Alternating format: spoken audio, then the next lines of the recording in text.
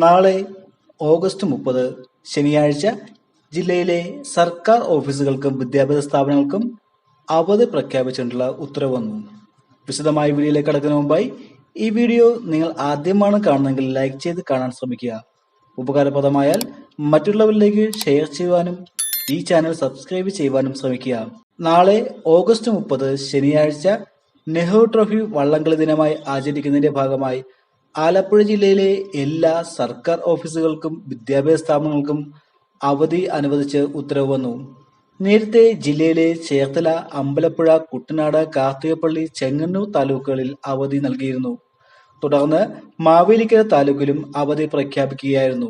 August 30 ശനിയാഴ്ച ജില്ലയിലെ എല്ലാ സർക്കാർ ഓഫീസുകൾക്കും വിദ്യാഭ്യാസ സ്ഥാപനങ്ങൾക്കും അവധി അനുവദിച്ചു. മുൻനിശ്ചയിച്ച പ്രകാരമുള്ള പരീക്ഷകൾക്ക് മാറ്റമുണ്ടാകുകയില്ല. മറ്റു ജില്ലകളിലൊന്നും അവധി ബാധകമല്ല. അവധി അറിയിപ്പുകൾ പുറപ്പെടുവിച്ചാൽ ഉടൻ തന്നെ ആ വിവരം നിങ്ങളുടെ മുന്നിലേക്ക് എത്തുന്നതായിരിക്കും. അതിനായി ഈ ചാനൽ സബ്സ്ക്രൈബ് ചെയ്തു വെക്കുക.